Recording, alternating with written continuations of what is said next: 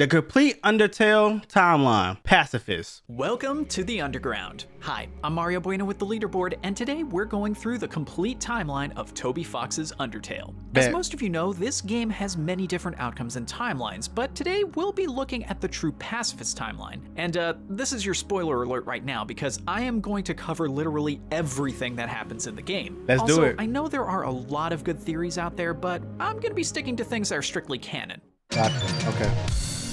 Leaderboard. Oh. The peace before the war. In the beginning, monsters and humans live in peace with one another and everything is chill. Humans eventually grow weary of the monsters. They have good reason to, but they fear the potential power of a monster who has reaped a human soul. So naturally a war breaks out, like you do. The humans claim an easy victory and in an act of so-called mercy, lock the monsters away in the underground. They seal the monsters away with a magic spell, creating the barrier around Mount Ebott. Many, many years pass before the two races ever cross paths again. The life and death of Asriel. Asgore and Toriel Dreamer rule the monsters in the underground. Together they have a son named Asriel Dreamer. Everything is pretty okay until Asriel discovers an injured human child named Kara, who has fallen into the underground. Yep, that pre-game cutscene you see there actually shows Kara falling into the underground, not Frisk. Asriel decides to bring Kara to his home. Once there, Toriel and Asgore agree to adopt this lonely human as their own. Hope surges through the underground. Sometime after Asriel's birth, royal scientist Dr. W.D. Gaster creates the Core, a source of magical electricity for the underground. After completing his invention, the scientist disappears. No one knows what happened to Dr. Gaster, but Alphys becomes the new royal scientist. Just disappeared? Even though they found a new home, Kara doesn't exactly intend to stay in the underground. What the heck was that? Their goal is to harvest a monster soul so they can get vengeance on the humans in their village. We don't exactly know why Kara wants to attack humanity, but a need for revenge guides Kara's actions. And Kara's a human? She's a human, but she has evil intentions for humanity? Okay.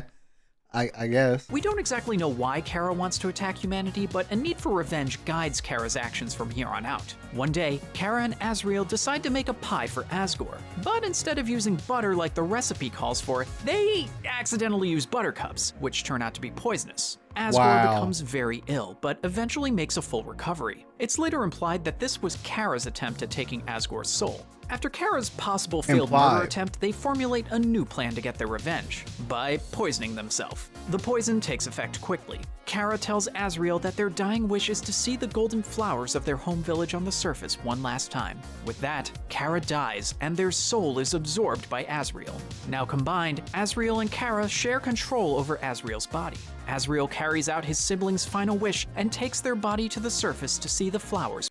Does he have any choice? Like, if the soul is absorbed, does he have any choice of the decisions that happens? What the hell? Like, I'll be mad as hell if somebody just came in my body and start making decisions for me. That will piss me off, I'm not gonna lie. Once more. Once he emerges, he comes face to face with a mob of furious humans. The humans take one look at Kara's body and immediately assume that Asriel killed them to take their soul. The humans attack, mortally wounding Asriel. In his last moments, Asriel flees back to the underground with Kara's body and dies. His body turns to dust and spreads across his father's garden in the capital, leaving only Kara's body behind. It's later implied that this too was another plot of Kara's, that their plan all along was to combine their soul with Asriel's, so they could use his body to attack the village. There's also some evidence that when the humans attacked, Kara tried to take control of Asriel's body to fight back, but because Asriel's will won, they fled. Outraged and heartbroken by the loss of his children, Asgore declares war on the humans once more, vowing to kill anyone who sets foot in the underground. And if humans were still foolish enough to venture into the underground, he would take their souls to break the barrier and wage war on the surface. Toriel is disgusted by this violent plan, so she leaves and takes Kara's body with her.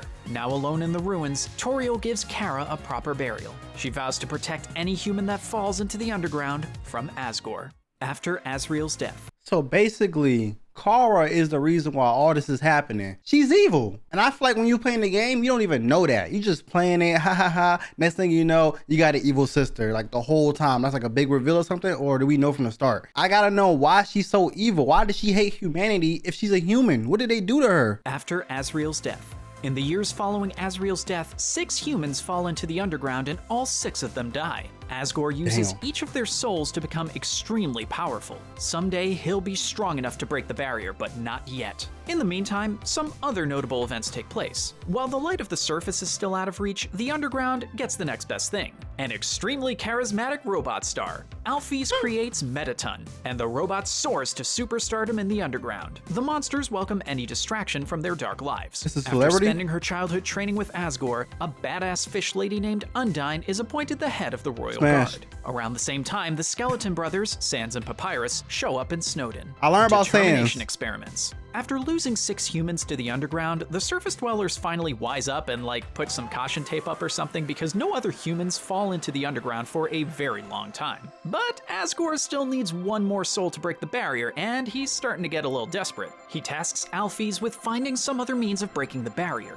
Alphys follows blueprints from an unknown source that might be Gasper. She learns how to use the DT extraction machine to take the determination from human souls that Asgore has already reaped. First, Alphys attempts to unlock the power of a human soul by injecting determination into dying monsters' bodies. But the determination is too much for their bodies to handle, so the monsters melt together and form amalgamates. Her first experiment is a failure, but Alphys has another idea. What would happen when a being without a soul gained the will to live? She's got a massive crush on Asgore, A ghost? so to A being without a soul gains the will to live? Sounds like a ghost, right? I know I'm not tripping. That sounds like a ghost. being without a soul gained the will to live. She's got a massive crush on Asgore, so to impress him, she decides Alphys her a test girl? subject will be the first golden flower that blooms in his garden. Flowey. She executes the experiment, but it seems to be a failure as well. However, the flower disappears a few days later. In the wake of these failures, Alphys' anxiety skyrockets. She stops all of her experiments and vows never to speak of them again. The era of Flowey. Well, turns out that whole flower experiment wasn't a failure after all. See, Azrael wakes up in his father's garden, now in the form of, yes, a golden flower. Azrael? The guy that got his body taken? He reincarnated as a flower? Basically, that's what I just heard, right? He reincarnated as a fucking flower. Do you know how mad I would be if I was a human or a monster that could walk around now? I'm a stationary flower. I don't know, bro. This is like a bunch of unfortunate events. Like, if I was an Undertale, I'd probably be mad as a bitch, bro. I'm not gonna lie. This shit sounds cursed. Now in the form of, yes, a golden flower. He starts to cry, and Asgore finds him. Asgore is overjoyed to kind of have his son back. He comforts the flower, and the two spend weeks and weeks together. Unfortunately, Azrael can't feel any love in his new form, but he's longing to feel something. So he leaves to search for his mother in the ruins. But even after finding Toriel, he still can't feel love. Sure, he's got this new flower form, but because he might not be able to feel any emotions at all, Azrael figures he has no reason to live. He decides to end his life, but he can't go through with it. He's too terrified at the thought of what would happen to him after he dies if he has no soul. Through the strength of his determination, he gains the power to reset. From here on in, Azrael goes by Flowey. For those that don't know, saving, loading, and resetting are both game and story mechanics in Undertale. Basically only Flowey and then later Frisk have these abilities. Saving and loading. Do you control Flowey or only Frisk? I ain't gonna lie, I'm kind of confused. Y'all got me. How do fucking two characters reset and save? Do you play as more than one character? Because how does Flowey have the ability to do the same thing if he's an NPC? What type of game is this, bro? Basically only Flowey and then later Frisk have these abilities. Saving and loading work as you you use Flowey to save. They will return to the save point either automatically or by loading. Resetting brings the player back to where they first got the reset ability. To be clear, loading and resetting are not time travel. Some of the beings in the world will have foggy memories of the past, a kind of deja vu, but Flowey remembers everything. And so, Flowey resets the timeline thousands of times, doing everything he possibly can do in the underground. Eventually, he starts to kill monsters, pretty much out of boredom. Before long, Sans starts to catch on to all of Flowey's resets. So, Sans tries to put a stop to Flowey's killing rampages, and he actually succeeds a number of times. Unfortunately, the timeline just gets reset every time, so all of Sans' work is for nothing. The cycle continues. So Flowey is evil? The point in trying to stop the violence, knowing that everything can be reset. Flowey eventually gets bored with the killing and just lets time keep moving without him. While time is moving forward, several important events take place. First off, Sans befriends Toriel through the ruins wall. She makes him promise to protect any humans that come from the ruins. Undyne, meanwhile, gets promoted to the head of Royal Guard. Her friend Papyrus really wants to join too. She tells him that to become a Royal Guard, he needs to capture a human, which is basically a wild goose chase at this point since no humans have been seen in the underground in years. Soon after, Undyne and Alphys meet for the first time at the garbage dump. Alphys has been spending a lot of time there since giving up on her experiments. The shame of her failure makes her feel like garbage, so naturally the dump is sort of a safe place for her. Tighten up, Alfie. Tighten up. You're like one of the smartest monsters of all time, but you are too dumb to realize you have worth over here living in a garbage heap. What the f you got going on, Alfie? You gotta show Alfie some love, man. That's all. Just need some love.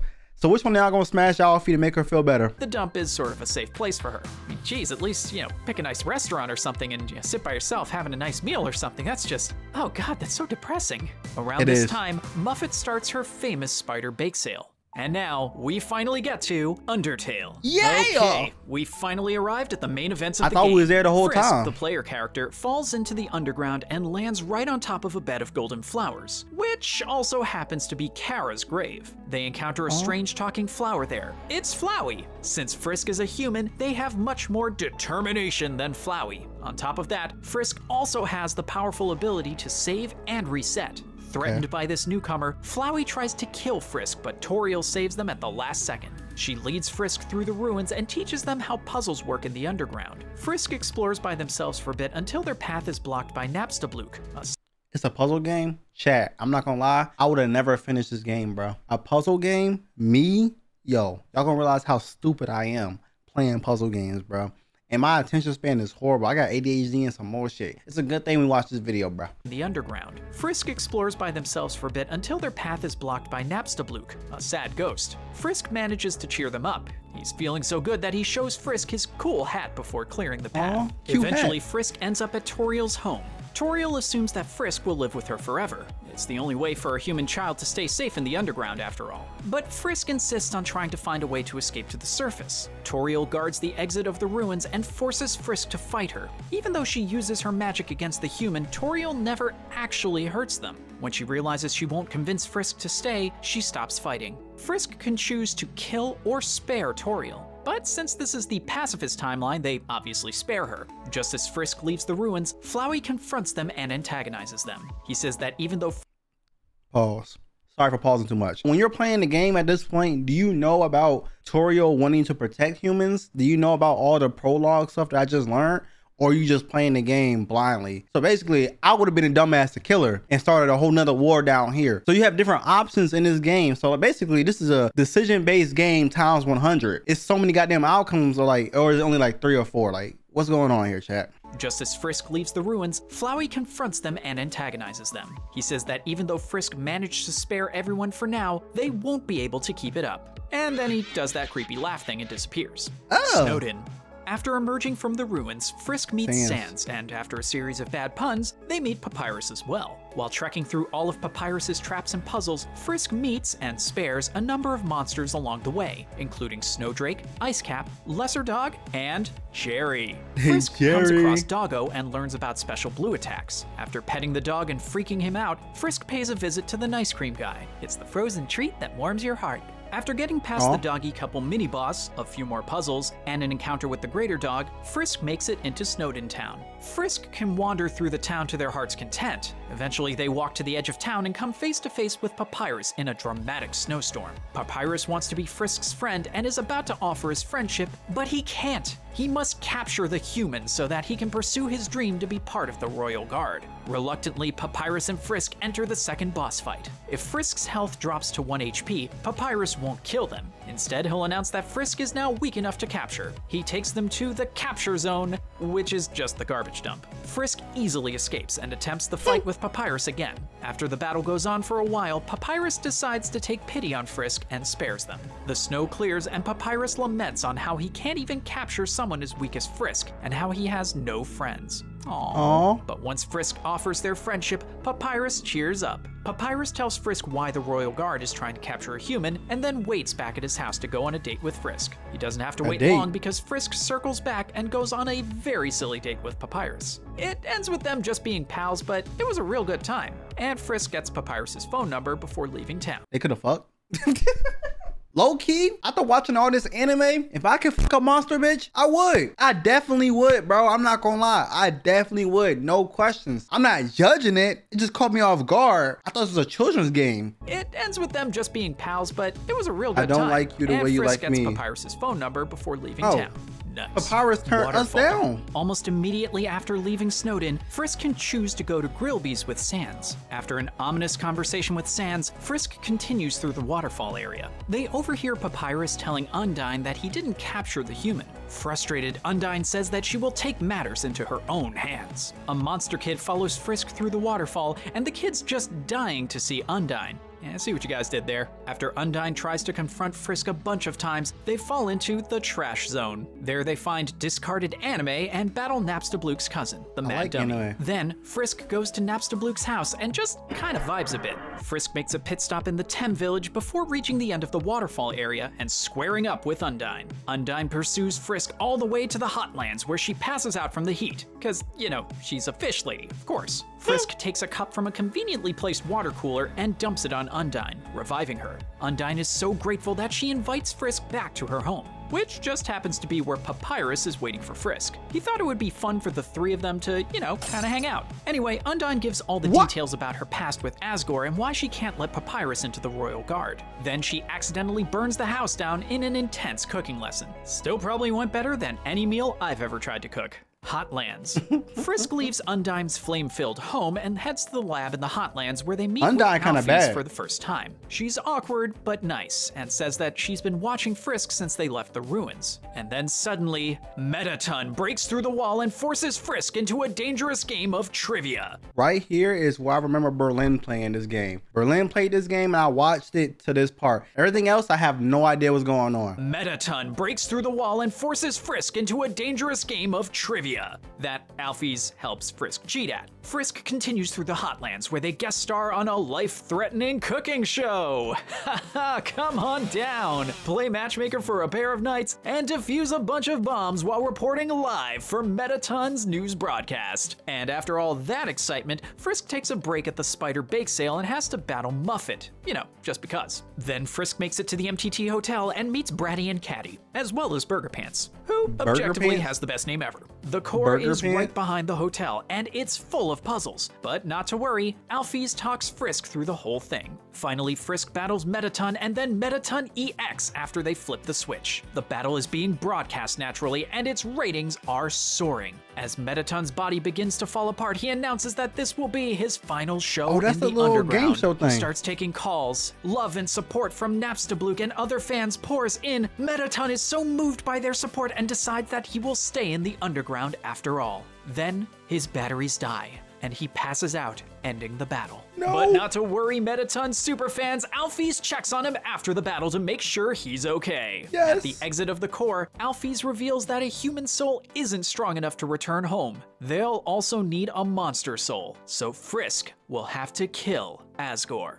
The capital. Oh, Asgore, I thought it was Alfie. To get a true pacifist ending, the player must have at least one neutral ending first. So to keep things moving... Let me see these rules real quick. Neutral route. Not befriending Papyrus, Undyne, Alphys. Killing any monster is okay, but not all of them. To continue true pacifist route. So you have to play the game different times to get the true pacifist route? Okay, gotcha. Yeah. Y'all wanted me to play this game? My attention span would not have lasted as long, bro. The player must have at least one neutral ending first. So to keep things moving, I'm gonna condense the first neutral ending and then pick up from there. Okay. After going through the capital, defeating Asgore, and sparing Photoshop Flowey, also known as Omega Flowey, the pesky flower pops back up and asks the player why they spared him. He tells the player that they could get a better ending if they go back and load their save file. Now on to the rest of the true pacifist ending. Once Frisk loads the game, they end up outside of the doorway to the barrier. Frisk then heads back to befriend Dr. Alphys, as per Flowey's suggestion, and before heading to the lab, Frisk sees Undyne in Snowdin, and she asks Frisk to deliver a letter to Alphys for her. turns out to be an unsigned love letter asking her out, and Alphys mistakenly believes that Frisk wrote it. And so Frisk goes on another date. Alphys decides to take them to the garbage dump. She and Undyne tend to go there a lot. Once Undyne shows up, she realizes that this whole thing was a mistake. Alphys admits to Undyne that she's been lying to make herself sound cooler. Undyne doesn't care, she just likes hanging out with Alphys. And she wants to help Alphys learn to be happy with herself. So she hires Papyrus to be... See, chat, I said that. All she needed was some love, some care, and some friends. Alphys, you're a great person. You're a great gal. Alphys is a girl, right? It's a lot of characters. I'm kind of forgetting. You're a great person, Alphys. You know what I'm saying? Smart, intelligent, amazing, great personality. If I would have played this game, she would have been my friend. You know what I'm saying?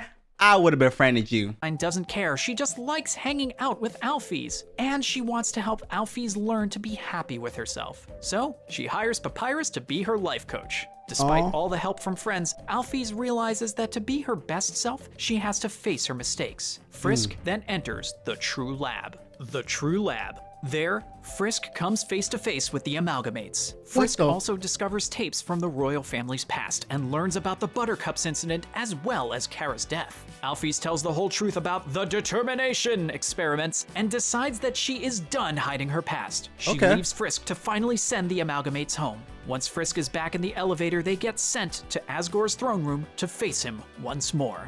The end. All the monsters in the underground come together to try to protect Frisk from Flowey, but he just takes all their souls before revealing his true identity, Azrael Dreamer. Frisk battles Azrael, who transforms into his god of hyperdeath form halfway through the fight. After dying over and over again, only to be revived through the strength of their determination, Frisk begins to save their friends' souls from Azrael. Toriel, Sans, and the whole crew are forced to fight Frisk until they're able to help them remember who they are. Eventually, Frisk saves all their friends' souls from Azrael, but there's still one soul left to be saved, Azrael's. Frisk begins to see flashbacks from Azrael's past and his relationship with Kara. After Frisk tries to save Azrael over and over again, he finally relents, and the real Azrael appears before Frisk. With the crew's healed souls inside of him, Azrael is finally able to feel again. He apologizes for all of his evil deeds, explaining that he loved Kara so much that when he lost them, he also lost his way.